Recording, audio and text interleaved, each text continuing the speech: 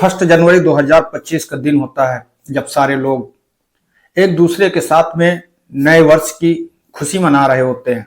उसी समय एक व्यक्ति के पास में एक फोन आता है और फोन करने वाला जो व्यक्ति होता है वो उस व्यक्ति से कहता है कि आज रात हम आपकी पत्नी के साथ आपके सामने संबंध बनाएंगे।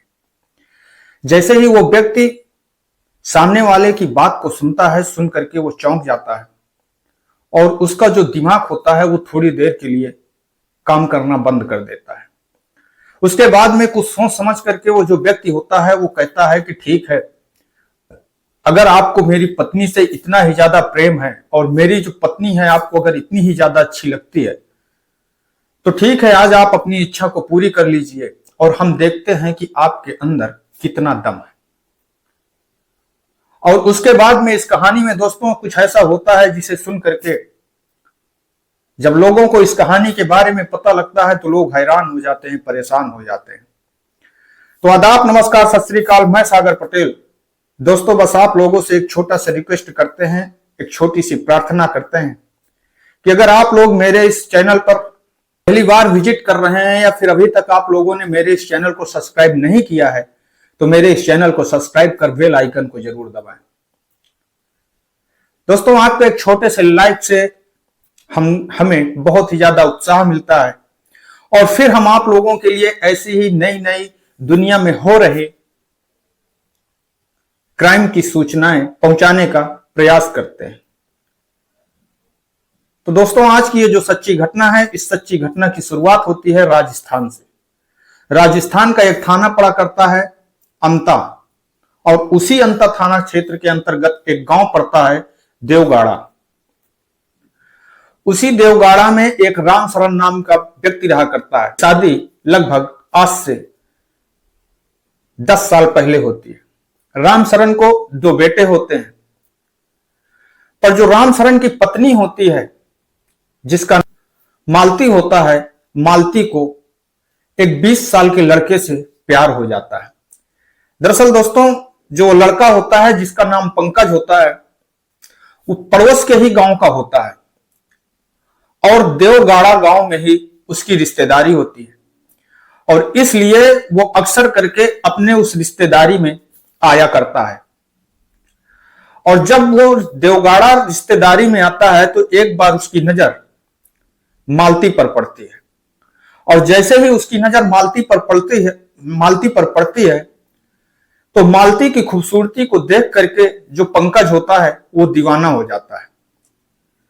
और वो अब क्योंकि जहां पर वो आया करता है उससे बगल में ही मालती का घर होता है।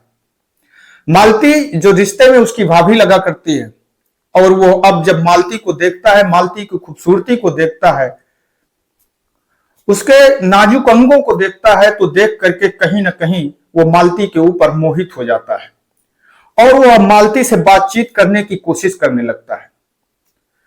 अब इसके लिए भाभी भाभी कह करके वो मालती के पास में पहुंच जाता है और अब दोनों के बीच में बातें होती हैं। दोनों एक दूसरे के विषय में जानते हैं और जानने के बाद में अब जो पंकज होता है वो मालती से हंसी मजाक करने लगता है।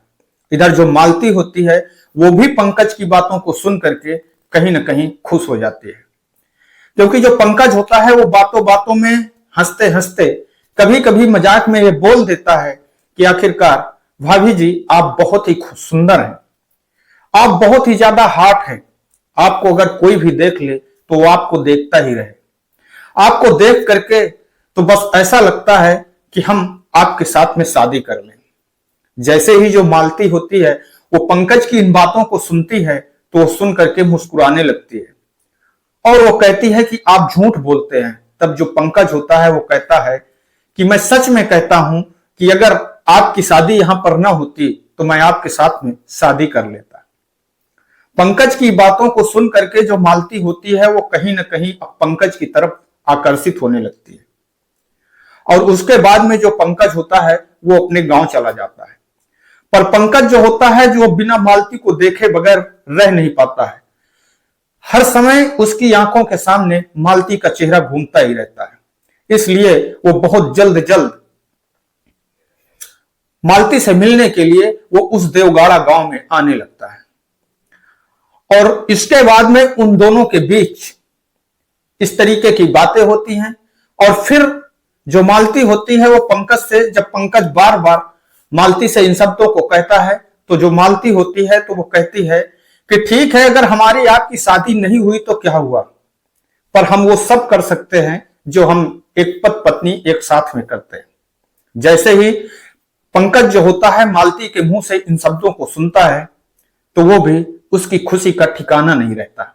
और उसके बाद जब देवशरण घर पर नहीं होता है तो दोनों एक दूसरे के साथ में संबंध बनाने लगते हैं।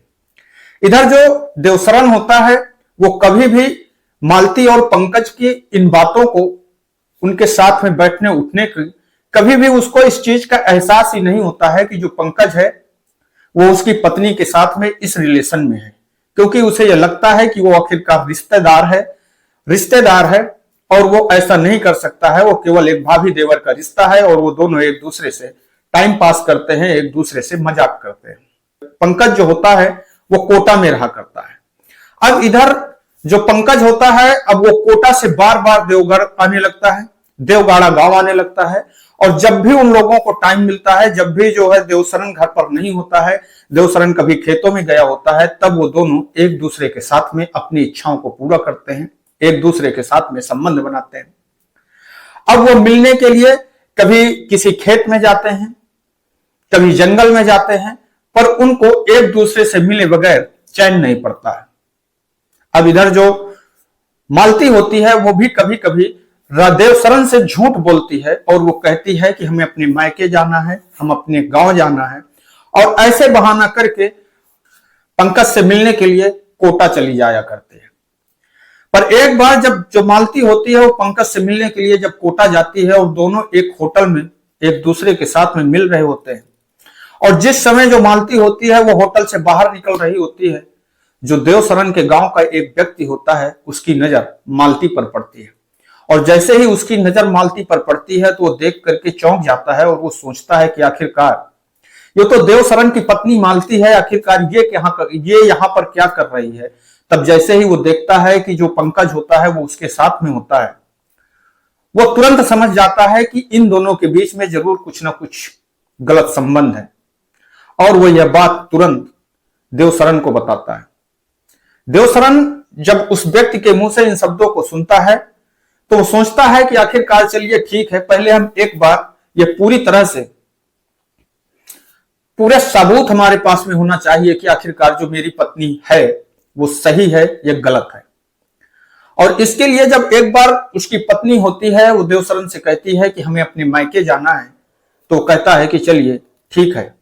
और उसके बाद में वो देवशरण की जो पत्नी मालती होती है वो अपने मायके नहीं जाती, बल्कि कोटा पंकज से मिलने के लिए चली जाती है। इधर जो देवशरण होता है वो अपने ससुराल में फोन करता है और फोन करके अपने ससुराल में यह जानकारी करता है कि आखिरकार जो मालती है क्या वो वहां पर है।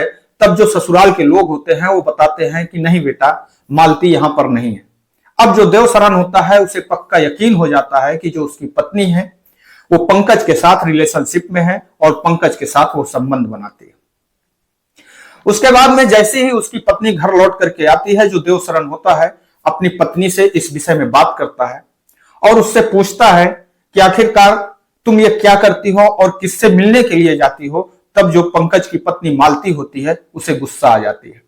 उन दोनों के बीच में झगड़ा होता है और जैसे ही झगड़ा होता है तो जो तुरंत मालती होती है वो पंकज को फोन करती है और फोन करके वो कहती है कि जो उसका पति देवशरण है वो शायद ये जान चुका है कि हमारे और आपके बीच में संबंध है, हम दोनों एक दूसरे के साथ में रिलेशनशिप में हैं, इसलिए वो हमें अब आपसे मिलने के लिए मना करते हैं और हम हैं कि बिना आपके रह नहीं सकते। तब जो पंकज होता है वो कहता है कि आपको परेशान होने की जरूरत नहीं है, मैं आपके सामने आज मैं आपके मोबाइल से आपके सामने आपके पति को फोन करूंगा और उसके सामने से आपको ले करके जाऊंगा। मालती जैसे ही पंकज के मुंह से इन शब्दों को सुनती है वो खुश हो जाती है और पंकज उसके बाद में मालती के पास में जाता है, क्योंकि मालती उस समय अपने मायके पे होती है और उसके मायके जाता है और उसके बाद में वो दोनों एक दूसरे से मिलते हैं। मिलने के बाद में दोनों एक दूसरे के साथ में संबंध बनाते हैं और उसके बाद 1 जनवरी 2025 का दिन होता है। पंकज मालती के फोन से देवशरण को फोन करता है और उससे कहता है कि तुम्हारे अंदर वो क्षमता नहीं थी कि तुम अपनी पत्नी को रोक सको, इसलिए मैं आपसे वादा करता हूं कि आज रात में आपके सामने, आपकी नजरों के सामने आपकी पत्नी के साथ में संबंध बनाऊंगा। जैसे ही देवशरण पंकज की इन बातों को सुनता है, उसको कुछ देर के लिए उसका जो दिमाग होता है वो काम करना बंद कर देता है और वो सोचता है कि आखिरकार अब हम क्या कर सकते हैं। तब वो कहता है पंकज से कि ठीक है, अगर आपकी इतनी ज्यादा इच्छा है, अगर आप मेरी पत्नी के साथ में मेरे सामने संबंध बनाना चाहते हैं, तो आज आप मेरे सामने मेरी पत्नी के साथ में संबंध बनाइए और मैं भी देखता हूं कि आखिरकार आप किस तरीके से संबंध बनाते हैं और आपके अंदर कितनी हिम्मत है और कितनी ताकत है। जैसे ही पंकज इन शब्दों को सुनता है तो कहता है कि चलिए ठीक है। 2 जनवरी, दूसरे दिन 2 जनवरी 2025 को जो मालती होती है वो अपने पति देवशरण के घर पर होती है। उसी समय रात के लगभग 11 बजे का समय होता है। जो पंकज होता है अपने 2 दोस्तों को लिवाता है और लिवा करके वो देवशरण के घर पर पहुंच जाता है और देवशरण के घर पर पहुंचने के बाद में वो जो उनके दोस्त होते हैं उनसे कहता है कि आप लोग इस घर के बाहर खड़े रहिएगा, अगर मेरे साथ में कुछ गलत होता है, अगर अंदर से कुछ गलत आवाजें आती हैं तो आप लोग मेरा इंतजार मत करिएगा, तुरंत इस घर के अंदर आ जाइएगा। पर जैसे ही पंकज उस घर के अंदर जाता है और जाने के बाद में थोड़ी देर तक उस घर से कोई भी चिल्लाने की आवाज नहीं आती, कोई भी लड़ाई झगड़े की आवाज नहीं आती, तो उसके जो दोस्त होते हैं वो सोचते हैं कि आखिरकार सब कुछ सही है और वो दोनों लोग अपने घर के लिए वापसी कर लेते हैं। जैसे ही वो लोग उस गांव से अपने घर के लिए वापसी करते हैं, कुछ दूरी पर पहुंचते ही हैं, उसी समय जो गांव पे होता है वो शोरगुल होने लगता है, गांव के लोगों की आवाज आने लगती है और जैसे ही जो गांव के लोग इकट्ठा होते हैं वो देखते हैं कि देवशरण के घर पर आखिरकार झगड़ा हो रहा है। जैसे ही लोग वहां पर पहुंचते हैं, उनके पहुंचने पर वो देखते हैं कि जो पंकज होता है वो और उसकी जो पत्नी मालती होती है वो दोनों खून से लथपथ होते हैं। वो दोनों की डेड बॉडी वहां पर पड़ी होती है, पर उसके अलावा वहां पर कोई नहीं होता है। जो देवशरण होता है उसका कुछ पता नहीं होता है। अब जो सारे लोग इकट्ठा होते हैं उन लोगों में किसी में यह हिम्मत नहीं होती कि आखिरकार कोई पुलिस को फोन कर दे। दूसरे दिन जो पंकज का भाई होता है वो मौके पर पहुंचता है और मौके में पहुंचने के बाद में वहां पर जो अंता थाना होता है उस अंते थाने की पुलिस को फोन करता है। मौके पर पुलिस पहुंचती है। पुलिस उन दोनों की लाश को, शव को अपने अंडर में लेकर के अपने सुपुर्द करके उनको पंचनामे के लिए भेज देते, उनका पंचनामा करके उनको पोस्टमार्टम के लिए भेज देती है और उसके बाद में देवशरण की तलाश जारी करती है। और जैसे ही पुलिस की कड़ी मेहनत के बाद जो देवशरण होता है वो जो एक खेत पर छुप करके बैठा होता है, पुलिस को मिल जाता है। पुलिस जब देवशरण से पूछताछ करती है और देवशरण पुलिस को बताता है कि दरअसल साहब ये जो पंकज है वो मेरी पत्नी से मेरे सामने मुझको फोन करके चैलेंज करता है कि मैं आज आपके सामने आपकी पत्नी के साथ में संबंध बनाऊंगा। इसलिए साहब जिस समय रात के वक्त पंकज मेरे घर पर आता है और मेरे ही सामने जो मेरी पत्नी मालती होती है वो पंकज को देख करके बहुत ज्यादा खुश हो जाती है और वो दोनों एक दूसरे के साथ में लिपट जाते हैं और मेरे ही सामने जो पंकज होता है वो मेरी पत्नी से संबंध बनाने लगता है। साहब यह देख करके मुझे इतना ज्यादा गुस्सा आता है, मैं अपने आप को रोक नहीं सका और मैं पंकज के ऊपर वार कर देता हूं। और जो मेरी पत्नी होती है वो क्योंकि पंकज को बचाना चाहती थी, साहब मुझे गुस्से में कुछ समझ नहीं आता और उसके बाद मैं अपनी पत्नी पर ही वार कर देता हूं। उन दोनों की मौके पर मौत हो जाती है और फिर मैं वहां से भाग करके खेत पे जा करके छिप जाता हूं।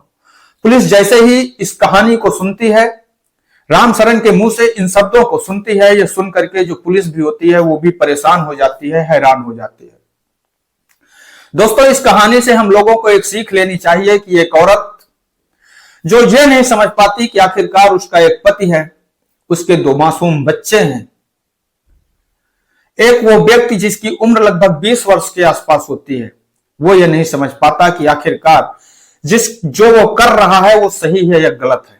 दोस्तों, हम लोगों को इस सारी चीजों पर बहुत ही सोच समझ करके कोई कदम को उठाना चाहिए। तो दोस्तों, इस कहानी को सुनाने का उद्देश्य किसी को ठेस पहुंचाना नहीं है, किसी को दुख पहुंचाना नहीं है, बल्कि आप लोगों को सजग करना है, सतर्क करना है। बस दोस्तों, आप लोगों से मैं ये कहना चाहूंगा कि आप लोगों को ये कहानी कैसी लगी, कमेंट सेक्शन में अपनी राय जरूर दें। इन्हीं शब्दों के साथ आपसे विदा लेते हैं। कल फिर मिलेंगे किसी एक नई कहानी में, किसी एक नई सच्ची घटना में। तब तक के लिए नमस्कार, जय हिंद, जय भारत।